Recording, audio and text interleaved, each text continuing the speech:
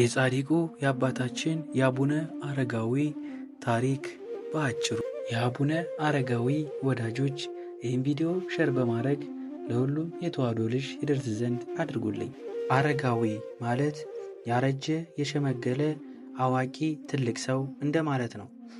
አባታችን ይህን ስም የተሰጣቸው ገና ልጅ እያሉ ነበር። አባታችን አቡነ አረጋዊ ከተሳሱ ቅዱሳን ከሮምና ኤሽያ ከመጡ ከ9 ቅዱሳን አባቶች አንዱ ሲሆኑ አባታችን ይስሐቅ የሮም ንጉሥ ነበር። እናታቸውም ንግሥት ዕደና ትባላለች። የመጀመሪያ ስያማቸው ዘሚካኤል ይባል ነበር። ሚካኤል እንደማለት ነው። ጥበብና መንፈሳዊነትን ሲማሩ አድገው ወደ እስክንድሪያ ኮብልለው ገዳም ገቡ። አበምኔቱም አባ ጶቆሚዎስ በፈቃደ እግዚአብሔር የመጡ መሆናቸውን አውቀው ማዕረግ ምንኩስና ሰጥቷቸዋል። የንጉሥ ልጅ መባልን የንጉሥ አልጋ ወራሽ ሸሽተው የሞቀ ቤታቸውን ሰቧቸውን ንቀው ትተው ገዳም ገብተዋል። በምንኩስና ተወስነውም አበምኔቱም ወደዚቹ የሕይወት መንገድ ስለመራህ ብፁዕ አረጋዊ መባል ይገባሃል ብለው የበሰለ አስተሳሰባቸውን መሠረት አድርገው ገና አንድ ፍሬ ሕፃን እያሉ አረጋዊ ብለው ጠሯቸው። አባታችን በተጋድሏቸው ከአባ እንጦስና ከአባ ጳውሊና ከአባ መቃርስ ቀጥሎ በአራተኛ ማዕረግ አባ መነኮሳት ሆነው ተመርጠዋል። በገዳም ዳውኖስ 7 ዓመት ከቆዩ በኋላ ወደ ሮም ተመልሰው ሲያስተምሩ የሀገራችንም ዜና ሰምተው ለመምጣት በ480 ዓመተ ምህረት መንገድ ጀመሩ። ቅዱስ ሚካኤል በክንፉ ተሸክሞ አክሱም አደረሳቸው። ተመልሶም ሄዱ። ስለ ኢትዮጵያ ቅድስት ሀገር መስክረውላታል። ሐዋርያ ሳይላኩላት በሃይማኖት ምግባር ጸንታ ትኖራለች ብለው ለሰባቱ ዘመዶቻቸው አበው መነኮሳት ነግረዋቸዋል። 8ቱ ሁሉ ጉዟቸውን ጠቅልለው በሮም ንጉሥ የነበረው ይስሐቅን አባ ገሪማን ጨምረው ንጉሥ አልሜዳን በነገሰ በ5ኛ ዓመት ማለትም በ480 ዓመተ ምህረት ወደ ኢትዮጵያ ራሳቸውን 9 ሆነው መጥተዋል።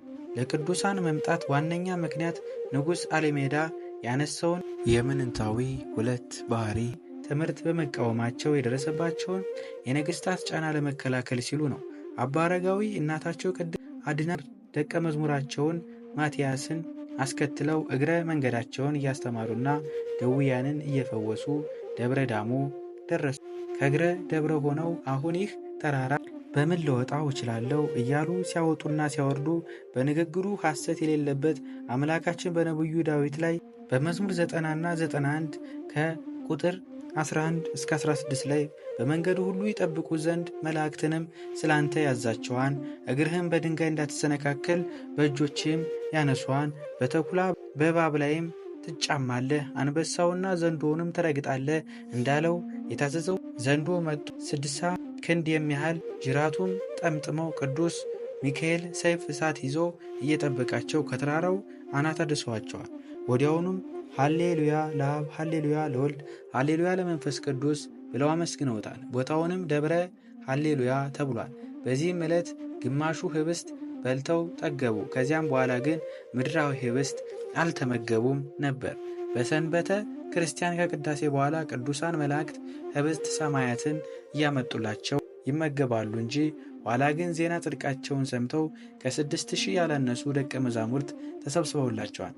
99 ዓመት ሲሞላቸው ጌታችን መንፈስ ቅዱስ ሌሊት ተገልጾላቸው መንግሥትህን ትተህ ስላገለገልህ እልፈት ሽረት የሌለባት ሰማያዊ መንግሥተ ሰማያትን አወርሳለሁ ብሎ ቃል ኪዳን ሰጣቸው። በስምህ የተማጸነውን እስከ 4-5 ትውልድ ድረስ እምርልሃለሁ፣ አንተንም ከሞት ገጽ ትሰወራለህ ብሎ ተስፋቸውን ነገራቸው። እሳቸውን መነኮሳቱን ሰብስበው ከእንግዲህ በሥጋ አታዩኝም ብለው ነግረዋቸው በአምኔት የገዳሙ አባት ወይም አለቃ ሹመውላቸዋል።